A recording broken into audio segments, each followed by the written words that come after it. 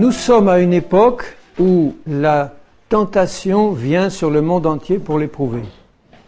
Alors je répète, nous sommes à un moment où la tentation vient sur le monde entier pour l'éprouver. Chrétien, pas chrétien. Ça veut dire qu'il y a un vent qui souffle et que si nous ne sommes pas enracinés, ce vent va nous emporter. Vous avez déjà vu des tempêtes souffler?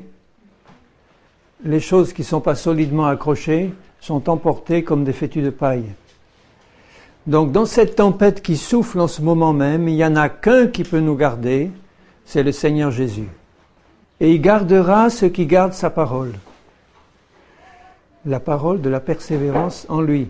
C'est pas garder la parole un jour, un mois, 6 mois. C'est garder la parole de la persévérance en lui jusqu'au bout.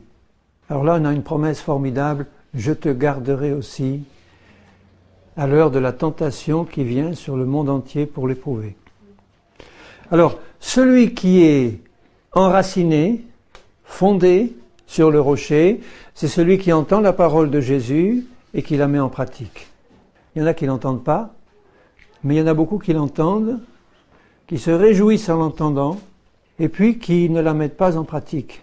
Alors, ils ont bâti leur maison sur le sable. Il ne suffit pas d'entendre la parole du Seigneur, puisque Jésus, pendant 3 ans et demi sur la terre, a parlé à des milliers et des milliers de personnes. Combien étaient vraiment ses disciples qui le suivaient avec un cœur entier? Une poignée. Vous savez que cette poignée, il a fait des grandes choses. Il y en a beaucoup qui se sont convertis à Jésus. Mais entre le moment de la conversion et le moment où Jésus pouvait dire d'eux, tu es mon disciple, il y en a pas mal qui se sont écartés. Parce qu'un disciple de Jésus, c'est plus qu'un converti. Un converti, c'est celui qui a compris qu'il est pécheur et qu'il a besoin d'un sauveur. Il vient à Jésus, il demande pardon, il a un cœur changé, il reçoit la vie nouvelle. Et puis le Seigneur lui parle et il lui dit maintenant, si tu veux aller jusqu'au bout avec moi, il faut que tu me donnes ta vie entièrement et qu'à partir de ce moment-là, eh bien à partir de ce moment-là, je sois, dit Jésus, ton tout. Et que tu acceptes de renoncer à tout, et que tu acceptes d'être enseigné par moi et de passer par les expériences par lesquelles je vais te faire passer. C'est pour ça que Paul, dans 1 Corinthiens 10, en parlant aux chrétiens, dit ceci. « Frères, je ne veux pas que vous ignoriez que nos pères ont tous été sous la nuée, qui sont tous passés au travers de la mer, qu'ils ont tous été baptisés en Moïse, dans la nuée et dans la mer. » Il y a beaucoup d'églises où on ne pourrait pas dire ça. Tous baptisés d'eau, tous baptisés du Saint-Esprit, tous sous la nuée, et qu'ils ont tous mangé le même aliment spirituel, qu'ils ont tous bu le même breuvage spirituel. Vous voyez, il ne parle pas de l'eau qui sortait du rocher, là. Il ne parle pas de la manne qui tombait du ciel. Il parle d'un aliment spirituel et d'un breuvage spirituel. Et il ajoute, car ils buvaient à un rocher spirituel qui les suivait, et ce rocher était Christ. Donc ce n'étaient pas des membres de l'Église, ils ne faisaient pas partie de ce troupeau que nous connaissons maintenant, puisque nous y sommes, qui constitue l'Église, qui a de telles révélations qui étaient tellement supérieures aux leurs. Pourtant, ils buvaient à un rocher spirituel, et ce rocher c'était Christ, Jésus lui-même. Les suivait, était au milieu d'eux. La colonne de nuée, c'était Jésus, le Seigneur Jésus. Et il l'avait tous les jours manifesté visiblement sous leurs yeux, et la nuit. Ils sont passés par des expériences extraordinaires sur le mont Sinaï, quand ils ont entendu la voix du Seigneur tonner du haut du Sinaï, qu'ils ont vu les flammes enflammer le sommet de la montagne, qu'ils ont entendu la voix qui tonnait des cieux. Ils ont vu les prodiges et les miracles du Seigneur. Ils ont été combien de fois secourus par Dieu. Mais la plupart d'entre eux ne furent point agréables à Dieu puisqu'ils périrent dans le désert. Or, ces choses nous sont arrivées pour nous servir d'exemple. Je reviens constamment là-dessus. Il ne faut pas qu'on s'imagine que parce qu'on est membre de l'Église et qu'on a reçu une grâce spéciale de la révélation de Jésus, par qui sont venues la grâce et la vérité, que maintenant les choses vont être beaucoup plus faciles pour nous et que nous aurons moins de responsabilités, que nous sommes sous une grâce surabondante qui coule de tous les côtés et que cette grâce nous enveloppe et nous emporte vers le but sans que nous ayons rien à faire. Ces choses sont arrivées pour nous servir d'exemple afin que nous ne fassions pas comme eux. Donc il est possible d'être un chrétien né de nouveau, baptisé d'eau, baptisé du Saint-Esprit, exerçant les dons spirituels, rempli de la puissance de Dieu, etc. et de faire comme eux. Puisqu'il parle à ces chrétiens-là, aux Corinthiens qui avaient tous les dons, il n'en manquait aucun, afin que nous ne fassions pas comme eux. Comment ont-ils fait? Ils ont commencé par avoir de mauvais désirs. C'est-à-dire se détourner de ce rocher spirituel qui les suivait, auquel ils buvaient. Les mauvais désirs viennent de la chair. Évidemment, nous sommes nés de nouveau, mais si nous laissons la chair dominer sur nous, nous allons devenir comme ces Hébreux dans le désert. Ne devenez point idolâtres. Paul dit ailleurs, l'idolâtrie, c'est l'amour de l'argent, la cupidité, l'amour des biens, des possessions. Selon qu'il est écrit, le peuple s'assit pour manger et pour boire, puis ils se levèrent pour se divertir. Manger, boire, divertissement, les possessions de la vie, l'argent. Ne nous livrons point à l'impudicité comme quelques-uns d'eux s'y livrèrent, en sorte qu'il en tomba 23 000 en un seul jour. Le passage de nombre dit 24 000, donc il y en avait sans doute 23 000 en un seul jour et 1000 le lendemain ou les jours d'après. 23 000 sont tombés en un seul jour parce qu'ils se sont livrés à l'impudicité. Ne tentons point le Christ comme le tentèrent quelques-uns d'eux qui périrent par les serpents.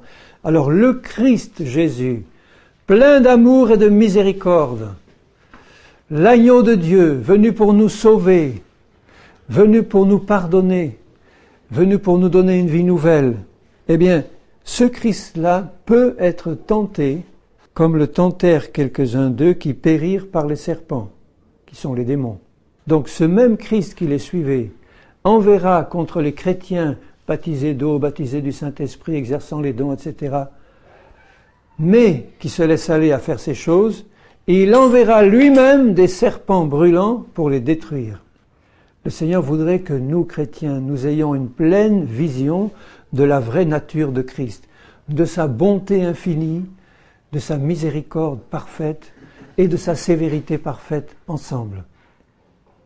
Bonté, miséricorde pour ceux qui se confient en lui de tout leur cœur et qui marchent dans l'humilité, dans la simplicité du cœur, dans l'intégrité du cœur devant eux, il leur fera grâce. Sévérité pour ceux qui le tentent, c'est-à-dire qui le mettent lui à l'épreuve par leurs mauvaises actions. Et il ajoute, ne murmurez point comme murmurèrent quelques-uns d'eux, qui périrent par l'exterminateur, Satan lui-même. Donc il ne s'agit pas d'une attaque de Satan qui nous prend par surprise, là, ou un test de notre foi. Il s'agit d'un jugement direct de Dieu qui dit à l'exterminateur, qui dit au serpent, « Va, je t'ordonne d'aller les frapper ». Il ne faut pas faire de différence entre Dieu le Père, Dieu le Fils, Dieu le Saint-Esprit, comme si l'un pouvait être sévère et puis l'autre pouvait être indulgent. Ils ont la même nature, les mêmes sentiments, les mêmes pensées. Et ce rocher spirituel, Christ, ils ont tenté Christ et ils périrent par les serpents. Ne murmurez pas. Et je voudrais insister ce soir en particulier sur les murmures parce que ça fait quelque temps que j'entends beaucoup de murmures, sans les chercher, hein. Mais j'entends des murmures. Et je crains, je dis Seigneur, ils ne se rendent pas compte, ceux qui murmurent, ce qu'ils attirent sur eux. Et si vous regardez le genre de murmures qu'ils faisaient, c'était des choses qui, dans la plupart des églises, paraîtraient tout à fait petites, bénignes, une petite plainte de rien du tout. Ces choses leur sont arrivées pour servir d'exemple, elles ont été écrites pour notre instruction. À nous qui sommes parvenus à la fin des siècles, et nous y sommes tout à fait là, il parlait il y a 2000 ans presque, c'était déjà la fin des temps, nous sommes à la fin de la fin des temps, où le vent de la tentation souffle. Et si nous ne sommes pas enracinés en Christ, si nous ne buvons pas, mais alors, comme Christ le dit, celui qui a soif, qui vienne à moi et qu'il boive, pour être nourri de la source d'en haut, être changé, transformé, être uni à son Seigneur Jésus-Christ, comme le sarment l'est au cep, de manière à ce que le Père, le vigneron, ne nous retranche pas si nous ne portons pas du fruit. Elles ont été écrites pour notre instruction, que celui qui croit être debout prenne garde de tomber. Il y en a de ces chrétiens-là qui croient être debout. Ils savent qu'ils sont nés de nouveau. Ils savent qu'ils sont baptisés d'eau. Ils savent qu'ils sont baptisés du Saint-Esprit. Il ne leur manque aucun don. Ils les exercent tous. Et parce qu'ils pratiquent un certain nombre de ces choses-là, ils ne se rendent pas compte qu'ils sont tombés et ils se croient debout. Si je me rendais compte à quel point c'est sérieux de risquer le jugement de Christ pour les choses que je pourrais pratiquer, si je me rendais vraiment compte, est-ce que je le ferais? Ce serait être insensé complètement. De savoir, de connaître parfaitement la conséquence de mes actes, et puis d'y aller tête baissée. Ou alors c'est de la rébellion pure. Et il parle de la tentation, de cette fameuse tentation qui est là. Aucune tentation ne vous est survenue qui n'ait été humaine, et Dieu, qui est fidèle, ne permettra pas que vous soyez tentés au-delà de vos forces. Mais avec la tentation, il préparera aussi le moyen d'en sortir. Ceux qui étaient là dans le peuple et qui entendaient les autres murmurer, se livrer à l'impudicité, avoir des mauvaises pensées, montrer des mauvaises actions, ils étaient dans une tentation, dans une épreuve. Il y en a qui se sont laissés aller à suivre tous ces mauvais penchants et d'autres qui ont résisté. Donc il était possible pour tous de résister. Aucune tentation ne vous est survenue qui n'a été humaine, c'est-à-dire supportable par vous, humains, puisqu'avec la tentation, il donne le moyen d'en sortir. Ce moyen, c'est Christ, à condition que je reste attaché à mon Seigneur. Donc tous ceux qui se sont détachés de Christ en mettant ces choses mauvaises en pratique, ils ne pouvaient pas recevoir du Seigneur le moyen d'en sortir. Ils étaient sous le jugement. Il fallait d'abord se repentir et revenir à Dieu comme il l'a fait quand les jugements tombaient. Quand la peste, quand la plaie, quand les serpents venaient, là il criait au Seigneur. Mais il vaut encore mieux, au départ, rester fidèle et dire « Seigneur, je suis tenté, mais je compte sur toi pour que tu me tiennes debout. » Il a la puissance de nous garder debout si nous ne choisissons pas de chuter nous-mêmes. Il a la puissance de nous garder debout, jusqu'au bout. Le Dieu de l'Ancien Testament n'est pas différent du Dieu du Nouveau Testament, c'est le même Dieu. Donc la grâce existait aussi dans l'Ancien Testament. Ils avaient reçu la loi, ils savaient que c'était impossible de la mettre en pratique complètement, et la grâce agissait. Abraham était sous la grâce de Dieu, les patriarches étaient sous la grâce de Dieu. Ruth la Moabite, est-ce qu'elle n'a pas reçu la grâce de Dieu? Les Moabites qui étaient interdits dans le peuple d'Israël, elle a eu le cœur bien disposé, elle voulait faire du Dieu d'Israël son Dieu, elle a reçu la grâce du Seigneur. Elle est une des ancêtres de David, du Seigneur Jésus par la chair. Donc la grâce existait, ils pouvaient en profiter aussi. Et la grâce du Seigneur s'est toujours manifestée envers eux jusqu'au moment où, par leur persévérance à être rebelles et à ne pas écouter les avertissements, le jugement est tombé. Regardez dans Exode 15. Ils viennent à peine de sortir de la mer Rouge et d'avoir vu ce miracle extraordinaire, d'avoir vu l'armée égyptienne et Pharaon balayés par les eaux, terminés. Ils sont passés à pied sec. Vous auriez vécu ça, vous? Est-ce que ça aurait changé profondément quelque chose dans votre cœur et votre attitude envers le Seigneur? Vous auriez vécu un miracle aussi extraordinaire après tous ceux qu'ils ont vécu dans l'Égypte. Vous auriez dit, mais maintenant je connais mon Dieu, maintenant je le suis, maintenant je suis fidèle, je l'ai vu à l'œuvre. Il venait à peine de traverser la mer Rouge, et au verset 22 du chapitre 15, Moïse fit partir Israël, alors qu'il venait de chanter, de danser devant l'Éternel, devant cette victoire. Ils prirent la direction du désert, et après 3 jours de marche, ils avaient complètement tout oublié. Ils ne trouvèrent point d'eau, ils arrivèrent à Mara, ils ne purent pas boire l'eau de Mara parce qu'elle était amère. Le peuple murmura contre Moïse. Que boirons-nous? Alors, vous voyez, le péché, quelle énormité! Ils se sont contentés de dire à Moïse, mais qu'est-ce qu'on va boire aujourd'hui? Ils ont tenté Christ. C'était un murmure. Parce que c'était pas une simple question anodine. Il y avait derrière un esprit de rébellion, de protestation. Moïse, tu nous as amenés, toi, dans un endroit où il n'y a rien à boire. Et nous ne sommes pas contents. En Égypte, il y avait de l'eau. Donc, c'était pas contre Moïse qui murmurait, c'était contre l'Éternel. Il n'osait peut-être pas le dire. Moïse, c'était le bouc émissaire.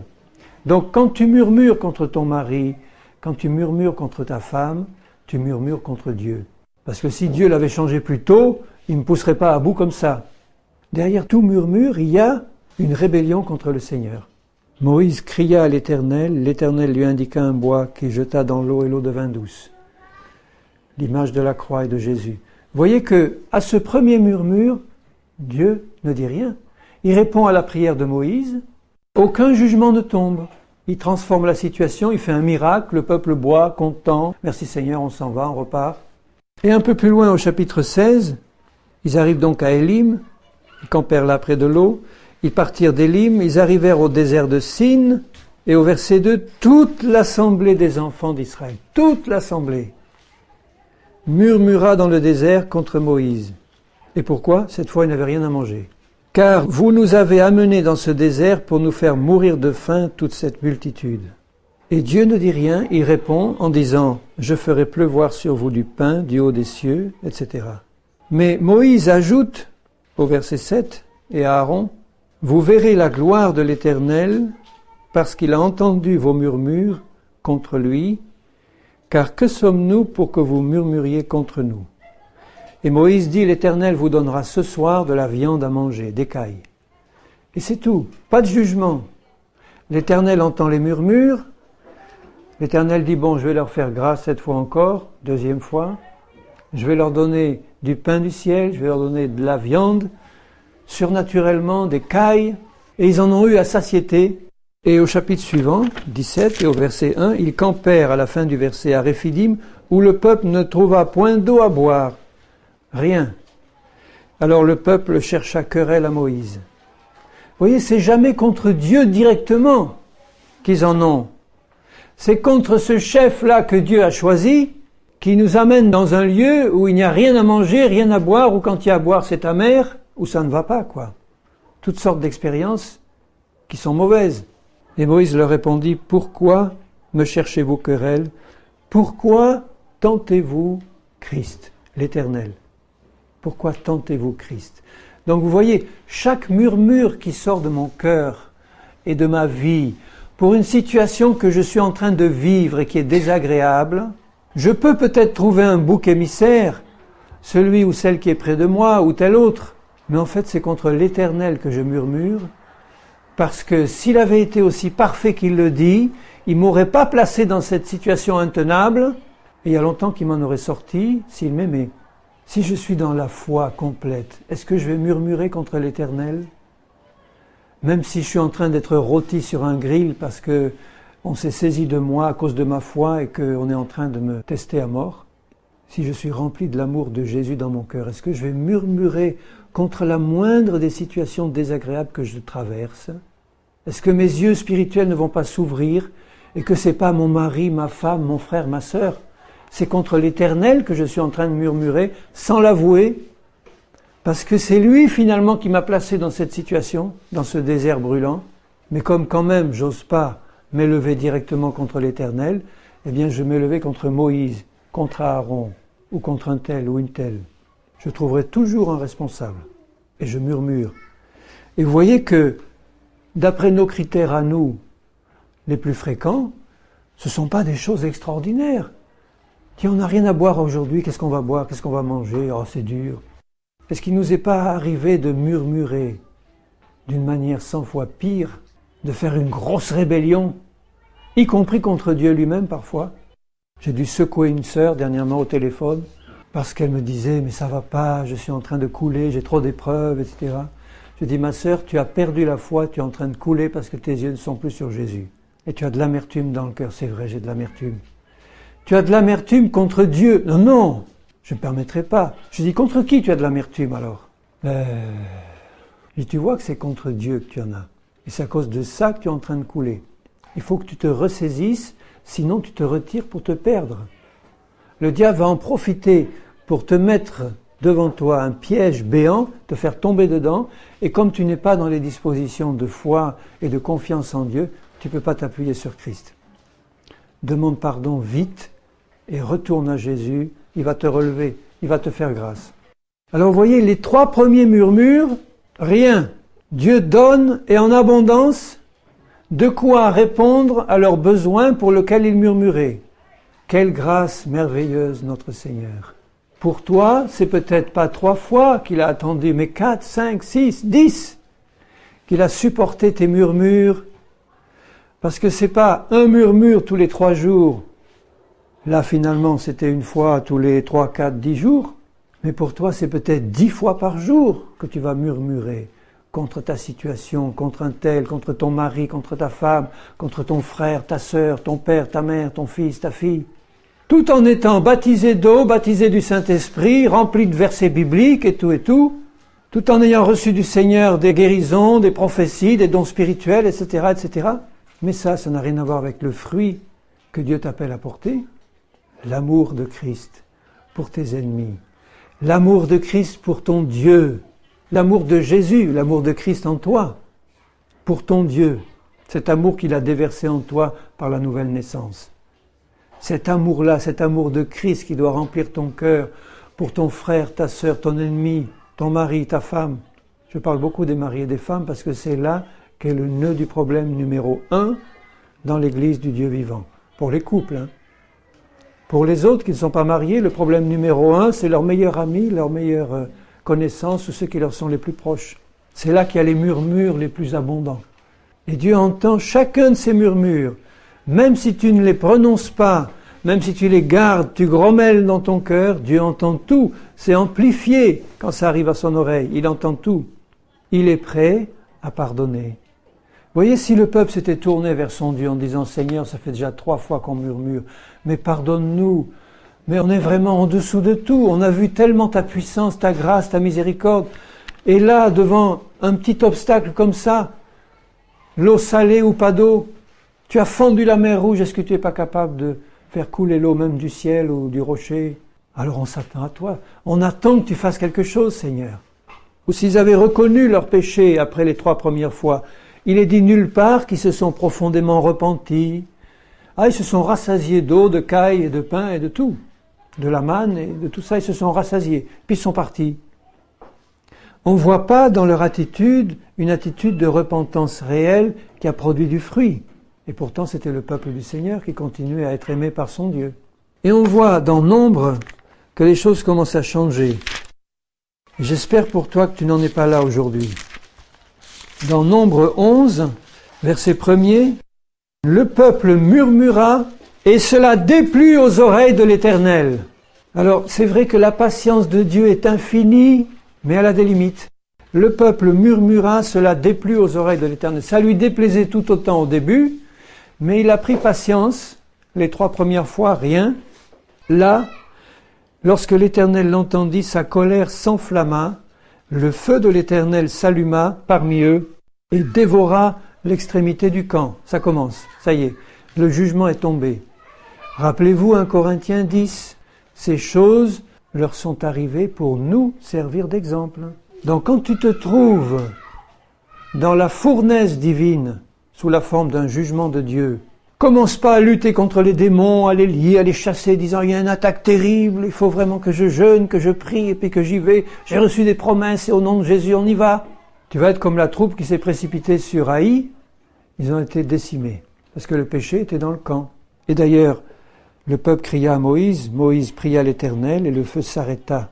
Donc Moïse fait intercession parce qu'il y a péché, et le jugement a commencé dans le camp.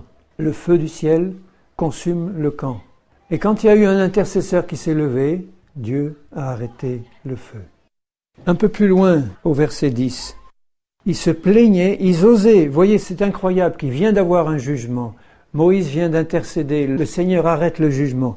Au verset 4 et 5, ils recommencent immédiatement à murmurer, cette fois parce qu'ils n'avaient pas de légumes, de l'ail, de l'oignon, des échalotes bien émincées, des poissons, de la viande, etc., les melons, les concombres, les poireaux, les aulx, ça leur manquait tout ça.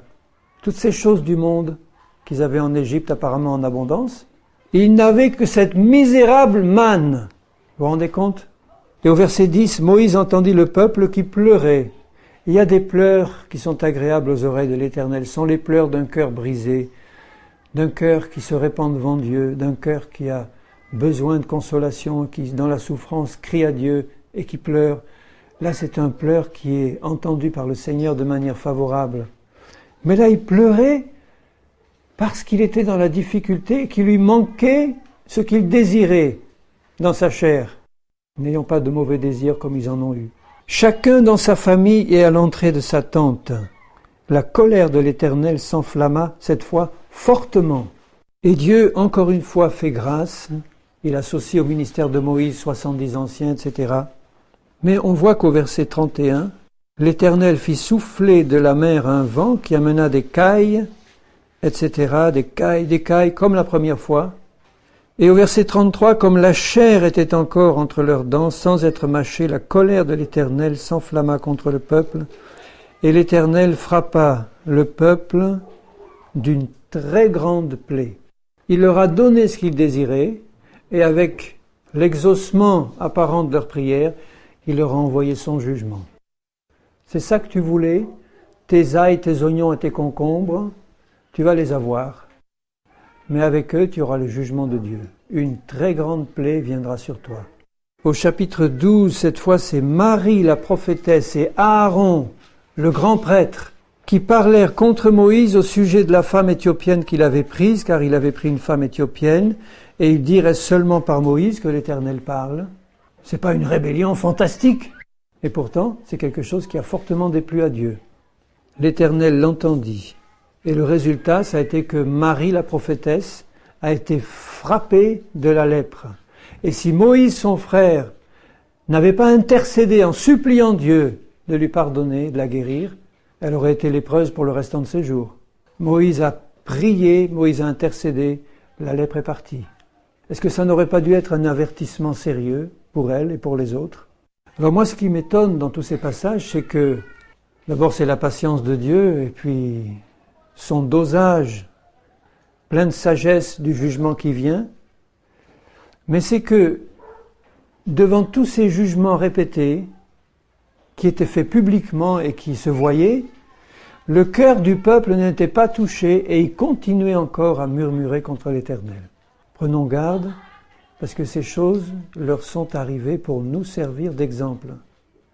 Nous avons reçu de plus grandes grâces du Seigneur, une nouvelle nature d'en haut, des promesses plus abondantes, une alliance meilleure, une révélation de la croix, de Jésus, le baptême du Saint-Esprit réellement déversé dans nos cœurs, la possibilité d'une communion permanente avec Jésus, une entrée libre dans le lieu très saint, permanente. Donc, nos responsabilités seront plus grandes, et je suis certain que les jugements du Seigneur seront beaucoup plus grands aussi. Alors, je ne suis pas en train de prêcher l'évangile de la peur. Je prêche l'évangile tout court, c'est-à-dire de la bonté de Dieu, de sa grâce envers ceux qui ont un cœur humble et reconnaissant et ouvert, et de sa sévérité envers ceux qui murmurent et qui ne se rendent pas compte de ce qu'ils sont en train d'attirer sur eux. Et au chapitre 13, alors il envoie 12 espions, ils reviennent de leur visite au pays de Canaan, 10 leur disent c'est impossible, on n'arrivera jamais, 2 restent fidèles en disant si Dieu est avec nous, il a parlé, nous y arriverons. Et au verset 30 du chapitre 13, Caleb fit taire le peuple qui murmurait contre Dieu? Non. Contre Moïse. Le pauvre, il n'y pouvait rien. Il a dû avoir une patience, ce Moïse. Vous vous rendez compte? 3,5 millions de grognons en permanence avec lui, tous les jours. Toi, tu n'en as peut-être que 2 ou 3 à supporter. Ou 1, ou 1. Et lui en avait 3,5 millions en permanence toute la journée. Et il murmurait à la moindre occasion. Moïse était l'homme le plus patient du monde. Il lui fallait ça. Hein. Paul dit que les signes de son apostolat ont éclaté, et le premier signe dont il parle, c'est par une patience à toute épreuve. Et après, il ajoute par des signes et des miracles, etc. Mais une patience à toute épreuve. Et pourtant, il était capable de livrer à Satan les rebelles. Et au chapitre 14, toute l'assemblée éleva la voix et poussa des cris, et le peuple pleura pendant la nuit. Tous les enfants d'Israël murmurèrent contre Moïse et Aaron, etc. « Que ne sommes-nous morts dans ce désert ?» Donc ils sont en train de se maudire eux-mêmes, et ils attirent exactement sur eux ce que leurs propres paroles ont prononcé. Dieu se manifeste, et Dieu veut les exterminer. Moïse encore intercède. Dieu dit, bon, ça va, je ne les exterminerai pas cette fois-ci, mais la conséquence, mon jugement, va être que vous allez tous périr dans le désert, sauf les 2 qui sont restés fidèles, et les Lévites qui étaient à part et qui n'étaient pas comptés dans le dénombrement. Ces choses leur sont arrivées pour nous servir d'exemple. 2 sur plus de 3 millions. Alors quelquefois j'entends un frère ou une sœur me dire « Mais j'en vois pas beaucoup autour de moi ». Il y a eu Josué et Caleb. Eh bien, il peut y avoir toi si tu le veux. Et bien d'autres encore, parce que Dieu les connaît, tous ceux qui dans le monde entier sont fidèles et veulent aller jusqu'au bout avec le Seigneur, sans murmurer. Au chapitre 14 et au verset 27, le Seigneur dit « Jusqu'à quand laisserai-je cette méchante assemblée murmurer contre moi ? J'ai entendu les murmures des enfants d'Israël qui murmuraient contre moi, alors qu'ils murmuraient contre Moïse. Dis-leur, je suis vivant, dit l'Éternel, je vous ferai ainsi que vous avez parlé à mes oreilles, vos cadavres tomberont dans le désert, vous tous dont on a fait le dénombrement, en vous comptant depuis l'âge de 20 ans et au-dessus. Donc vous voyez, il exclut lui-même les Lévites, puisque les Lévites étaient dénombrés, tout petits, et non pas à l'âge de 20 ans. Mais il dit, tous les autres, tous ceux qui ont murmuré, vos cadavres tomberont dans le désert. Et là, le peuple commence à se repentir au verset 39. Tout le peuple fut dans une grande désolation. Ils se levèrent de bon matin, montèrent au sommet de la montagne en disant « Nous voici, nous monterons au lieu dont a parlé l'Éternel, car nous avons péché. » Et Moïse leur dit « C'est trop tard maintenant. N'y allez pas, vous ne réussirez pas. Ça ne sert à rien. Votre repentance maintenant n'a aucun effet, le jugement est tombé. » Moïse n'est pas descendu au milieu d'eux et les Amalécites les ont battus. Et ça n'a pas été tout. Ensuite, il y a eu la révolte de Corée. Il y a eu les murmures où tout le peuple s'est livré à l'impudicité et où 14 700 sont morts. Il y a eu encore les serpents brûlants. Ils auraient pu éviter tout ça. Dans Philippiens 2, 14, Paul dit « Faites toutes choses sans murmure, ni hésitation. » Hésitation, c'est-à-dire avoir un cœur partagé. J'y vais pas, je m'engage à fond, je m'engage pas, bon. J'ai entendu la parole, mais c'est un peu dur, est-ce que... On attend un peu quand même, Seigneur.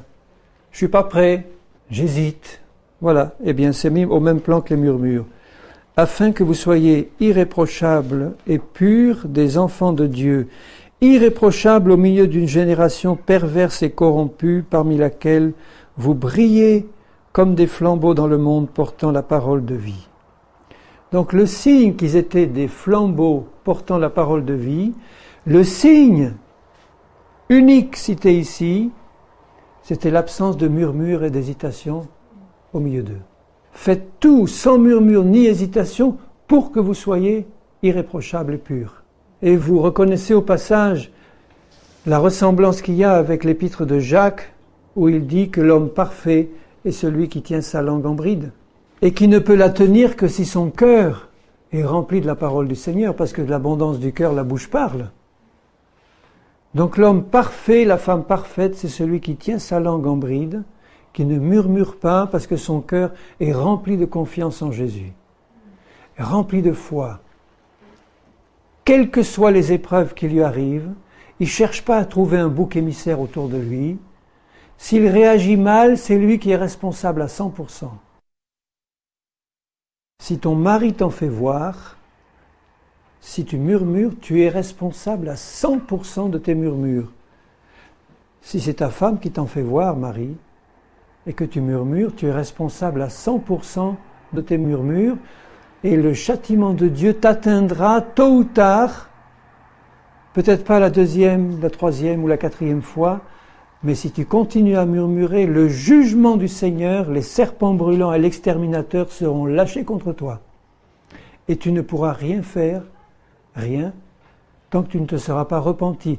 Et même après t'être repenti, tu pourras encore subir des conséquences toute ta vie. Alors que c'est si merveilleux quand on a un cœur en pleine harmonie avec ses frères et ses sœurs, sans murmure ni hésitation, sans animosité, sans haine, sans colère ni chose semblable. Si deux d'entre vous sont en symphonie dans le cœur pour demander une chose quelconque, dans Matthieu 18, elle leur sera accordée, car là où deux ou trois sont rassemblés, unis en mon nom, je suis au milieu d'eux. Si tu as un murmure entre deux, tu ne peux pas avoir d'union, de communion, tu ne peux pas avoir Jésus présent là, au milieu de ces deux, tu ne peux pas avoir d'exaucement. Et c'est ainsi que mon Père Céleste vous traitera en vous livrant au bourreau, si chacun de vous ne pardonne pas de tout son cœur à ceux qui l'ont offensé. Et c'est vrai que si tu as pardonné de tout ton cœur, tu peux plus murmurer. Dans l'épître de Jude, je lis à partir du verset 14, la fin du verset 14 de Jude. « Voici, le Seigneur est venu avec ses saintes myriades pour exercer un jugement contre tous et pour faire rendre compte à tous les impies parmi eux de tous les actes d'impiété qu'ils ont commis et de toutes les paroles injurieuses qu'ont proférées contre lui, contre Dieu, les pécheurs impies. Ce sont des gens qui murmurent, qui se plaignent de leur sort. Tu vois, quand tu traverses une épreuve, tu peux aller avec un cœur bien disposé, parler à un frère ou à une sœur de ton épreuve pour demander conseil ou prière. C'est pas ça qui s'appelle murmurer. Mais s'il y a derrière, dans le fond du cœur, un esprit de rébellion, d'animosité, alors là il y a murmure, que tu en parles ou que tu n'en parles pas. Donc, ces gens qui vont être jugés par le Seigneur, ces impies qui profèrent contre Dieu des paroles injurieuses, ce ne sont pas forcément ceux qui blasphèment directement contre le Seigneur, mais ce sont des gens qui murmurent et qui se plaignent de leur sort, qui marchent selon leur convoitise. C'est exactement le cas de ces Hébreux dans le désert, qui ont à la bouche des paroles hautaines, comme Marie, Aaron, Corée et les autres. Mais enfin, pour qui se prend celui-là? Qui admire les personnes par motif d'intérêt. Tiens, c'est pas quelque chose de négatif apparemment, c'est pas une attaque, c'est pas une animosité. Simplement, admirer les personnes par motif d'intérêt, c'est une injure contre le Seigneur. Parce que c'est un manque de foi, c'est une préférence pour l'un, parce qu'il y a un intérêt personnel pour nous. Donc, je voudrais que le Saint-Esprit fasse la lumière dans nos vies sur tout ce qui est murmure, plainte, plainte ouverte ou plainte cachée. Vous savez, il y a une manière de murmurer quelquefois qui est tout à fait manipulatrice et cachée, où tu ne dis rien de ta bouche, mais tu as un tel comportement que tu veux utiliser, consciemment ou pas, ce comportement pour culpabiliser à fond l'autre qui est en train de te faire du mal. Ça arrive, hein? Je l'ai pratiqué, je sais ce que je dis. Il a fallu que le Seigneur me parle avant que le jugement tombe, sérieux. Une manière d'attirer sur nous l'apitoiement des autres, parce que se plaindre de son sort, c'est ça. Pourquoi est-ce qu'on se plaint de son sort? D'abord pour manifester son mécontentement, et puis aussi pour attirer la pitié et la compréhension des autres sur la manière dont tu souffres, toi, dans ta chair, et qui admire les personnes par motif d'intérêt personnel. Je vais t'admirer et te faire un petit compliment, non pas parce que devant Dieu tu le mérites et la gloire en revient au Seigneur, mais parce que j'y vais trouver un intérêt personnel. Tu vas pouvoir t'intéresser un peu plus à moi ou me donner quelque chose que j'attends. Alors, est-ce que tu réalises que c'est une injure contre le Seigneur et sa parole, dont nous avons besoin de nous repentir dans l'Église de Jésus, dans les foyers chrétiens, mais nous repentir vraiment. Je sais bien qu'on peut demander 70 fois, 7 fois pardon, et qu'on reçoit le pardon du Seigneur, mais c'est le Seigneur le juge, c'est lui seul qui sait à partir de quel moment il va faire tomber le feu, ou il va envoyer le serpent brûlant ou l'exterminateur. Et s'il le fait, c'est pas simplement parce que c'est un Dieu juste qui doit juger, c'est pour faire éclater sa gloire dans le jugement. Quand Dieu juge, il veut faire éclater sa gloire et sa justice, et l'un des fruits de ce jugement qu'il espère, c'est une repentance et un changement de cœur. Parce que Dieu ne juge pas pour le plaisir de juger, Dieu juge pour que tu te repentes et que tu changes. Et si la douce pression du Saint-Esprit ne suffit pas, parce que la bonté de Dieu te pousse à la repentance, si malgré ça ton cœur impénitent te pousse à rester insensible à la pression du Saint-Esprit, le jugement de Dieu va tomber pour que tu sois brisé et que tu reviennes à lui avant qu'il soit trop tard. Parce que dans le feu éternel de l'enfer, il n'y a plus un seul moyen de se repentir. C'est trop tard. Et Dieu désire que tous les hommes soient sauvés. Il n'hésitera pas à envoyer le jugement sur toi si tu ne te repens pas de tes murmures, de tes plaintes au sujet de ton triste sort. Pense à la manière dont tu vas glorifier Dieu si tu le loues dans ton épreuve, mais vraiment avec un cœur reconnaissant, en sachant qu'il est le Maître et qu'il a lui-même planifié, conçu à ta mesure cette épreuve dans laquelle tu te trouves, pour voir si tu garderais sa parole, oui ou non, pour qu'il puisse te garder lui. Je lis dans Deutéronome 8, au verset 1er, Deutéronome 8.1, « Vous observerez et vous mettrez en pratique tous les commandements que je vous prescris aujourd'hui. C'est ici mon commandement, dit Jésus. Aimez-vous les uns les autres comme je vous ai aimés. Je ne vous appelle plus serviteur, mais je vous appelle ami, si vous faites ce que je vous commande. Afin que vous viviez, que vous multipliez, que vous entriez en possession du pays que l'Éternel a juré de donner à leur père. » Dieu avait juré qu'ils rentreraient dans ce pays, qu'ils auraient une pleine victoire sur leurs ennemis, qu'ils auraient l'abondance, une vie abondante pour toi, la plénitude de la révélation de Jésus, la plénitude de la communion avec Dieu, l'exaucement des promesses de Dieu pour toi. Il avait juré, de même que le Seigneur l'a juré par son grand nom, que toutes les promesses de Dieu sont oui et amen en Jésus-Christ pour toi. Ils avaient des promesses semblables. Souviens-toi de tout le chemin que l'Éternel ton Dieu t'a fait faire lui-même pendant ces 40 ans dans le désert. Dieu n'avait pas conçu au départ qu'il devait faire 40 ans. C'est eux-mêmes par leurs murmures qui ont obligé Dieu à leur faire 40 ans dans le désert. Ils ne devaient pas y passer autant de temps. Et pourquoi Dieu leur a envoyé toutes ces épreuves? Afin de t'humilier et de t'éprouver pour savoir quelles étaient les dispositions de ton cœur et si tu garderais ou non ses commandements. Il en est de même pour toi. L'épreuve que tu subis en ce moment, je le répète, est voulue par Dieu pour toi, pour savoir si tu vas t'humilier et si tu vas garder ses commandements et ta confiance en lui. Pour voir les dispositions de ton cœur, pour voir ce qui sort de ton cœur. Qu'est-ce qui en sort de ton cœur quand tu es dans l'épreuve? Oh, frère Henri, un tout petit murmure, une petite bouderie de rien du tout. Eh bien, tu as déjà murmuré contre l'Éternel. Il t'a humilié, il t'a fait souffrir de la faim, et il t'a nourri de la manne, afin de t'apprendre que l'homme peut vivre non seulement de pain, mais de tout ce qui sort de la bouche de l'Éternel. C'est exactement la parole que Jésus, dans son désert à lui, est en train de répondre à Satan qui le tente. Si tu es le Fils de Dieu, change chez Pierre en pain, vas-y. Il est écrit, l'homme ne vivra pas de pain seulement, mais de toute parole qui sort de la bouche de Dieu. Donc si dans ton épreuve, tu veux laisser à Dieu la possibilité pour toi d'en sortir, il faut que sorte de ta bouche et de ton cœur la parole du Seigneur et que tu en sois nourri en permanence. L'homme ne vivra pas de pain seulement, mais de toute parole qui sort de la bouche de Dieu. Si tu es nourri de cette parole, si tu la manges, si tu la fais tienne, si tu t'imbibes des paroles du Seigneur et de sa vie, de sa chair et de son sang, tu auras la force de passer au travers de la tentation. Tu ne murmureras plus, tu ne recevras plus le jugement du Seigneur. Tu ne périras pas dans ton désert.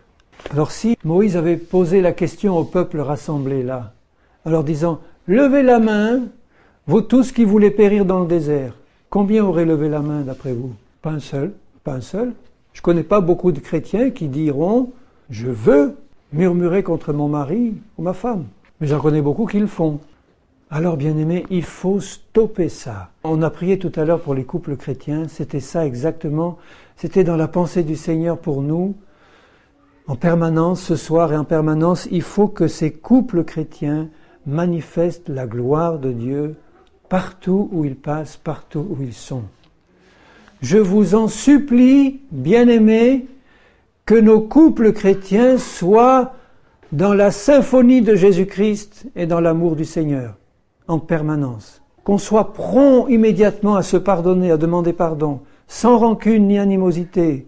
Et si nous ne sommes pas mariés, eh bien que nous soyons prompts à garder l'attitude du cœur de Jésus vis-à-vis de ses ennemis, vis-à-vis de nos ennemis, de ceux qui nous veulent du mal, de ceux qui nous mettent dans l'épreuve, puisque le principe de base est le même. Hein?